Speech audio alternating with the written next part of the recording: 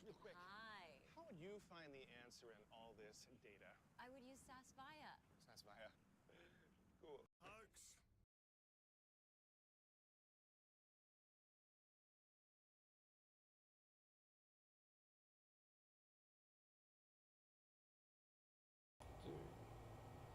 Keep forgetting to unmute myself.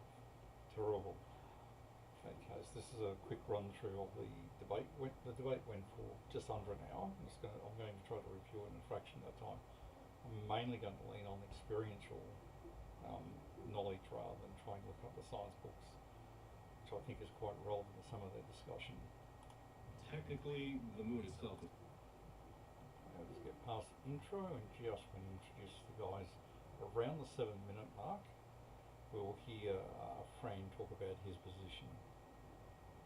And deservedly so, obviously, because, well, if we dig straight down for 8,000 miles, we don't expect to find clouds below us. Observably so, because we have X1 type imagery, and measurably so, because when we deal with practical application, we deal with the Earth's cloud. There's also the, so that's B, there's the non-rotating aspect, it's motionless, although I should say I'm less well versed in this particular aspect, because I can really only appeal to the common sense of the audience, and yeah, if you don't feel any motion, it's probably best to assume that there's no movement, and you can watch people bouncing pencils on top of each other. Be insane to suppose that this is possible within the Earth that is rotating on its axis and flying around the sun. And C, there is the closed system aspect of this cosmological view, and that is, of course, what we find here on Earth. Well, that's my position, that's my introduction, and I'll be having a cordial debate with you, hopefully. Thank you very much. So, like I said, I hopefully won't need to get involved. I'm going to sit here. So Craig managed to keep himself out, which is great.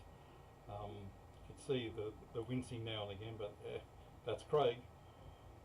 So let's get a bit deeper into this. Just have a quick look at what they started talking about. Allows them to be very accurately leveled, and then an angle measuring device that allows the angle to be exactly measured. But you can see the equivalence here is the angle can be measured relative to level, and then using the distance and the angle. Let me look where that slide is.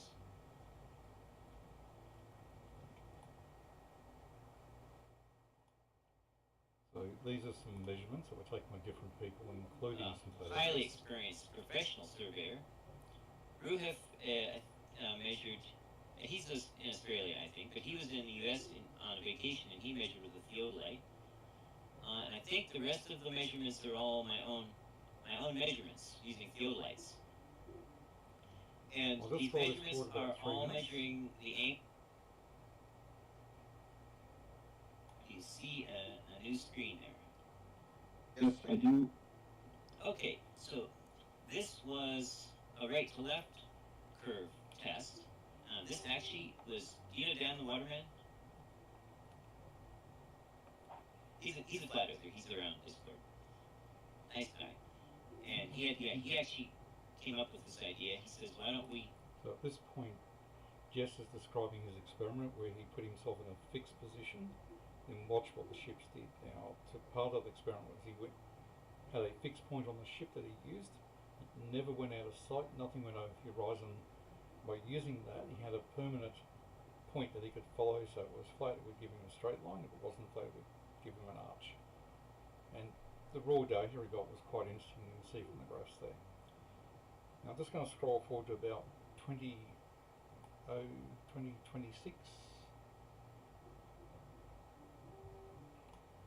Angle to the top of his smokestack column, and from that plus the distance, I calculated the relative height from my location to his smokestack, and then I plotted it as a blue line in the chart there, and then the red line is just a reference for what the unrefracted, just the geometric Earth curve would be, and then the blue line represents the actual measured, what I measured, affected by refraction and whatever else, just the raw data, showing that he appears as if he's actually sailing over a curved surface of some sort for some reason.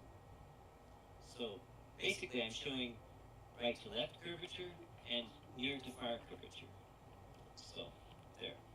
Go ahead. I gotcha. I'll respond. So, first off, it's quite interesting that you use all these flat Earth concepts, such as level and angle measurements, for which you need a horizontal plane of reference, otherwise known as level.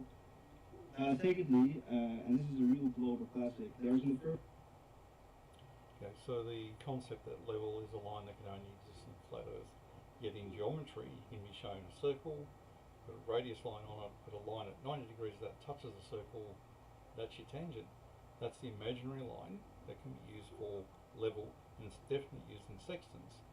That dip angle, as they're calling it, is basically the angle at which you strike the tangent, the surface of the plane, as it gets away from you. So these are really important things, they're not strictly flat Earth at all. The consequent chronological fallacy at play here. If P then Q, Q therefore P. And the way the fallacy works is that my opponent assumes the Earth is a globe beforehand. So he says, if the Earth is a globe, then this amount of curvature should block whatever I'm trying to observe. The thing I'm trying to observe is seemingly blocked, seemingly being the key word here, so therefore the Earth is a ball, given proportions. And Now, we mentioned it earlier, not once did Jess say that the item was blocked or out of view. It was in view the entire time, otherwise he wouldn't have been able to get relative heights to it. So the fallacy that's being described is not being used correctly, and it's just turning into a I think this, and it's not the case. The raw figures don't match a flat Earth observation at all. the reason why it's a fallacy is because you leave out other things that could seemingly be blocking that object. Now, this is the more fundamental point of my rebuttal, is that you have a wrong definition of what the horizon is. You perceive the horizon to be a geometric sphere edge, otherwise known as a hill of water getting in the way of things. In reality, the horizon is just the apparent position at which the sea appears to meet the sky. And things don't hide behind it, they hide beyond it. So, beyond the vanishing point, beyond the limits of our perspective. And as you might know, things get pressed near the horizon because we're only able to see. Okay, so the use of the argument here is actually trying to point towards compression being an issue. It's also trying to point towards the preconceived idea that you come in because you thought it was a globe, so you've matched everything to a globe. It's actually the opposite way around. The observations were made from a fixed point above water, and after that all he had to do was find his zenith, his horizontal, his level, and then either look up or down. Now if he was on a flat Earth, all of his measurements would have been above him, not below him. As Jess said, he was at 58 feet roughly, and the vessel item he was trying to get to was about the 100-foot mark. Clearly above, so you put a measurement tool on that and look at it, you'll actually find that would have been the case. So flat would have been a line, and every point would have been above Jess at each point. Things are being blocked. I said nothing about anything being blocked at all. What did you? Now here Jess really did address what was being said, because the whole thing was irrelevant to Jess's argument. So Fran, listen to what people are saying and make sure you address those questions. That way you're having a good debate. So can you repeat? Yes, I measured the height of the top of the ship, which I... And just very quickly here, FTFE has just put a picture of a boat which is definitely behind something. And I remember seeing this on his channel a few weeks ago. If this was genuinely, just zoom in, you'll get it back, where's the rest of it? There's more than half of that vessel's complete height missing in this picture. I had in full view the entire time of the measurement. I mean, Okay, let's press forward. About 22, 23. Yeah, there is 23, 56.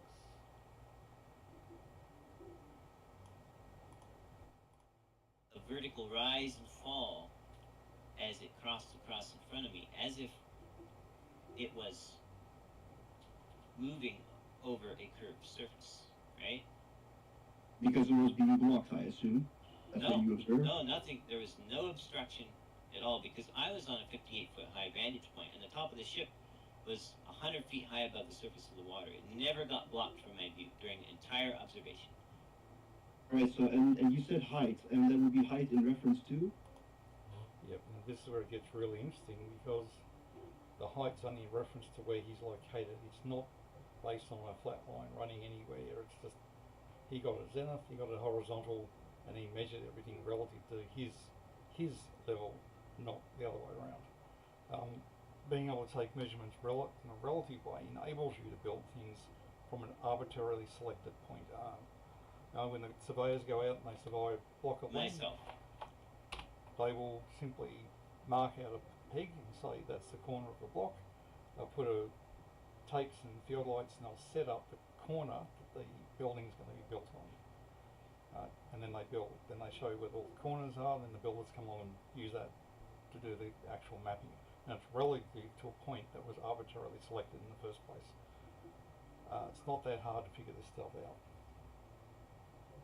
Okay, somewhere around the 26 mark. Let's jump forward to that.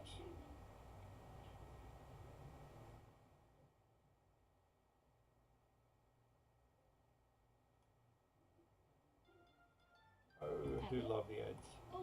We can help you spend Let's get less through on that. healthier summer snacks. With fresh specials like juicy Australian grown yellow or white nectarines, at just Just while $3.50 waiting for that, I have noticed that I got a high drop rate for my frame, so I'm probably not transmitting this properly. And you heard Queensland's future. Keep Queensland competitive. That there is a curved surface, it doesn't make any sense. There's like a leap of thought that has not been accounted for at all. And I'm curious as to where this is going wrong because next thing I know, all of a sudden you're showing a curved line and you say this is the actual surface of the Earth, which is ridiculous because it would assume that people are walking upside down, of course. Yes, and I'm sitting upside down right now. But yeah, there's a flaw in logic. I cannot quite follow you. I think it's all quite messy the way you conclude the Earth to be a sphere. Much easier ways of disproving the notion that the Earth is a sphere, by the way. You only need to look at practical application when we project runways and railways and build bridges and canals. Well, That's the way we prove a flat Earth. Okay. That information is probably based on Samuel Rowbotham and then Eric Dubay and anyone else that's been reading the same material. Basically, I've had a look through that doc and it's pretty badly done.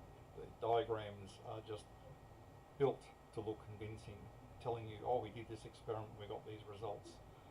But it was done in a way that they knew what the outcome was and they simply wanted to convince you that's what was happening. Interesting. Easy. well, let's keep it simple here. If my measurement method is correct, then we can move forward and look at the results of my measurement method. If my measurement method is incorrect, well then we've got a problem, right?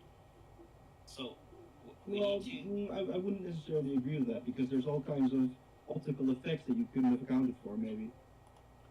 Yes, now the statement was made, all kinds of optical effects, but none were stipulated. Then he went in to say, oh, weather, fog, this, that and the other. He's very vague about what the optical illusions or aberrations were going to be. Looking at the data, looking at the picture that just showed, the item wasn't that far away. The top, just that segment right before the smokestack comes out, is a pretty clear thing to look at. I doubt that weather would have genuinely interfered with those measurements, and so does Jess.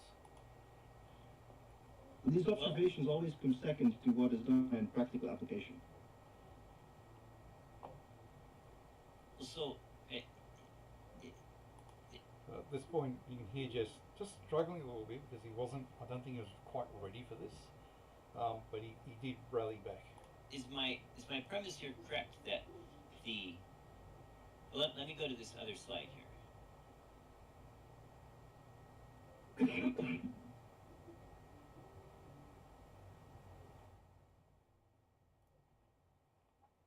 This one, here we go. Okay, is this correct that the tangent of the angle times the run equals the rise? Is this correct? Are we in agreement on that? or that the arctangent of the rise over the run equals the elevation angle. Do we agree on that? Yeah, sure. See a triangle. Nothing wrong with that. No, I need a little more than. Yep. So there's nothing wrong with that, but didn't address the question. So, Fran, if you're going to be in debates, listen to what's being said and address what's being said. Yeah, sure. Either it's right or it's wrong, or you don't know. Frankly, I don't really know. I have a hard time reading this because the screen's a bit small, but I can see rise, run, slope. Just run this forward a little bit, because eventually Fran basically consider that, yeah, that is the correct math for it. Let's run this through to about 2030.04.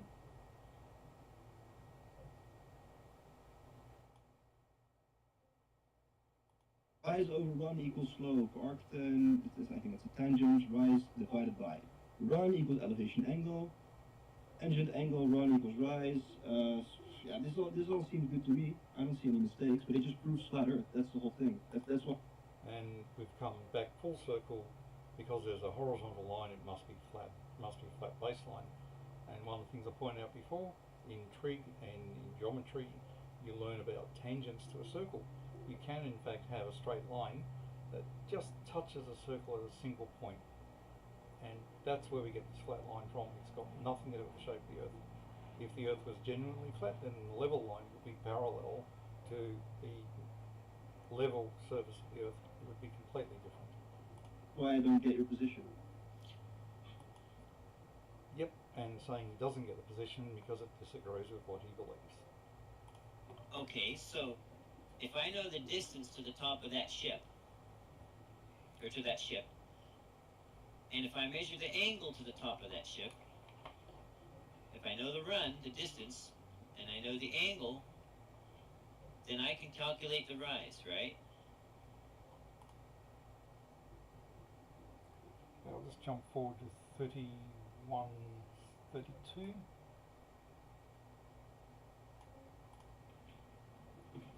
Okay, so are you saying there was something wrong with me measuring, with my method for measuring the rise, the difference in height between myself and the top of that ship?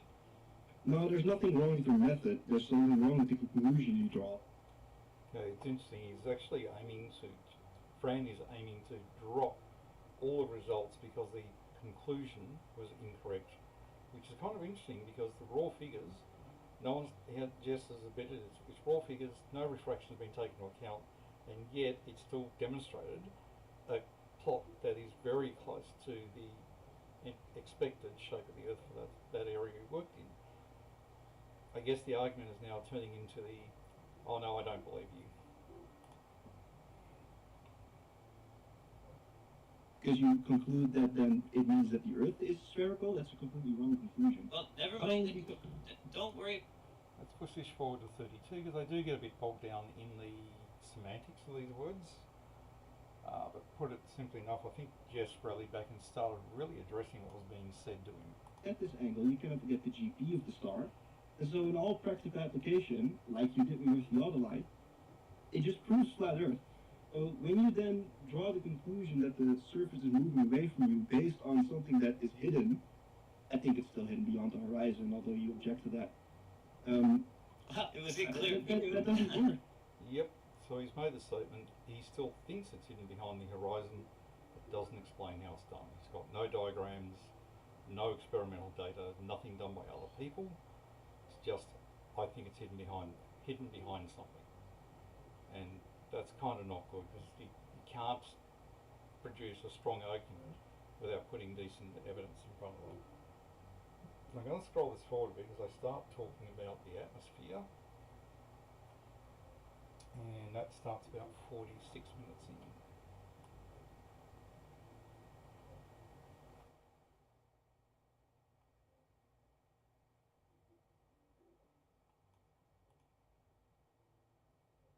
Switch from your regular toothbrush to the oral And let's go past the The round head cups each tooth to Less dense, I should say, than the medium surrounding it. No, it's in a pure It's a matter of... Remember, there's no air. There's only one molecule of air. Yeah, this is an interesting discussion. Jess was saying hypothetically what would happen if I had one atom, nitrogen, oxygen, whatever, in a complete vacuum on the Earth and just let it go. Which way would it go?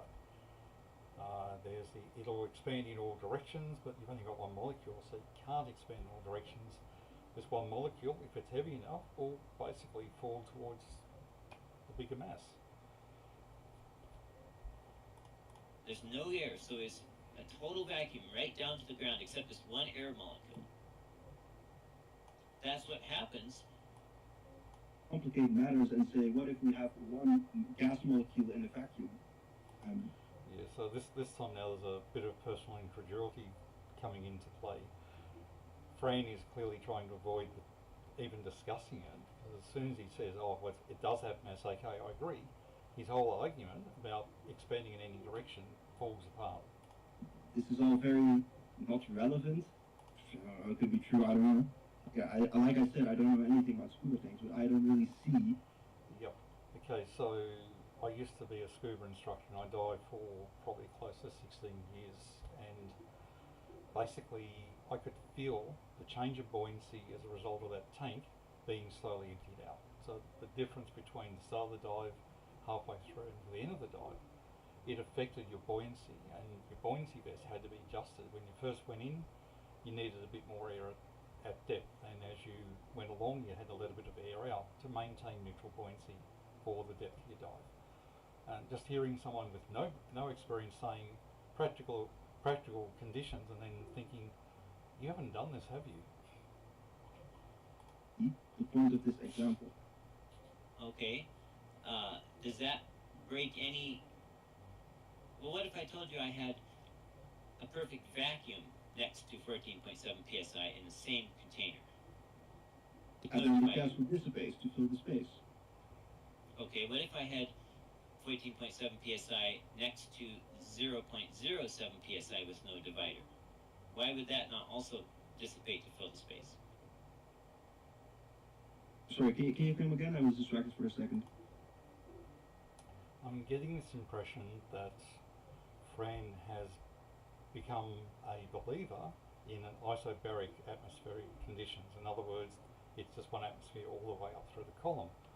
But I've got one of my favourite little toys here, and this device is an altimeter from an aircraft, and inside this is a bunch of little capsules which are being made, just basically circles, and the air pressure pushes on them. So the air weight squeezes them, and as they squeeze, this thing works its way down towards zero. That's why it's been designed to work. If there was no gradient in the atmosphere, those things wouldn't work. There is also no gradient change in steps. It's non-linear changes, but it is a gradual continuous change right across the atmosphere. So as this thing goes up higher and higher, those little capsules in the machine actually come out, and there's less weight pushing on them. And this thing starts telling you you're at 5,000, 6,000, 7,000 feet. Sorry, it is not in metric, it's a very old one. The only adjustment you have on these machines is that one right there, and there's a little window just above my finger. You have to do one thing with these during flight. You listen to the radio, you get told the QNH is blah blah blah, and you dial this up to get that number in that window. That's it. The only reason you need that correction is it gives you a correction for the particular airfield you're going for. That's all that is for. It's called QNH. You can't miss it. Listen to radios anytime, you'll hear it. What if I had 14.7 psi next to 0.07 psi with no...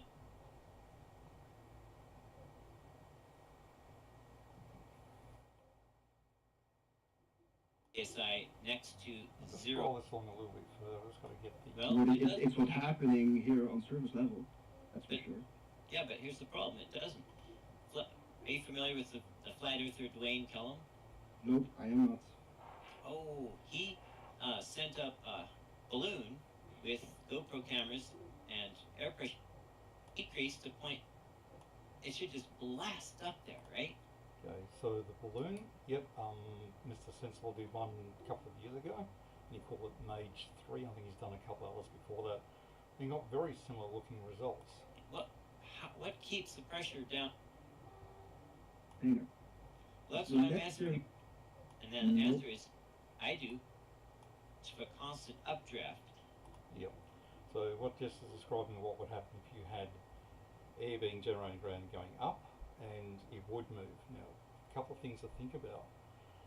It's a differential of pressure that enables that flow in the first place. So if you've got, and we can see this on the weather maps, high pressure zones or low pressure zones, the bigger the differential between them, the stronger the winds are. So if you've got a high pressure of 1001 hectopascals and a low pressure of 1003 hectopascals, the difference is 7 pascals. You have, 0.7 of a pascal, and the breeze is very mild. So this whole argument about air going up because of of the differential, it doesn't work that way. It simply doesn't work that way at all. But Jess does address this point pretty well. You could like literally just spread your arms and you would fly up. It would be like a constant skydiving machine everywhere on Earth. And it's obviously not, right? We can agree on that. But you see how you bring up all these hypotheticals, and Yep. So at this point, the attack's going after the hypothetical, when all he has to do is try to figure out if he's going to answer yes or no. So it's sort of an interesting way to attack that instead of actually going after the information, saying what is correct here. something to exert pressure upon, and your vacuum is certainly not that. Well, I've shown what I've Gravity, shown you fucking that the gas's own weight acts as is a form of containment, and I've shown that through. Then the open system, you guys. I think this is Mage 3 from Mr. Sensible looking at that. Because well, we have gas pressure, so that's a very fundamental point being made, which can also be addressed. Because a model lacks it, and you're trying to make all these distractions. And I'm not trying to say you're not dishonest guy or anything. It's to Oh yeah, it's the old. With due respect, well, now after someone says that, what comes afterwards is just no respect whatsoever. conjure up all these examples of and what if scenarios and hypotheticals with scuba tanks. It just draws away from the more fundamental necessary antecedents of a container to maintain gas pressure. Team, do we get some closing statements? Yeah, Okay, well, I'm going to stop there because they pretty much have finished. Jess, you came prepared, you put a lot of good information there, you even showed your own measurements. Fran, you brought not listening to the table, you left things unaddressed by virtually running off a script which just said these are the things that globers do instead of addressing what you were told. That's something to think about. If you want to have a good debate, you need to address the people you're talking to. Okay guys, I'm going to stop it right here.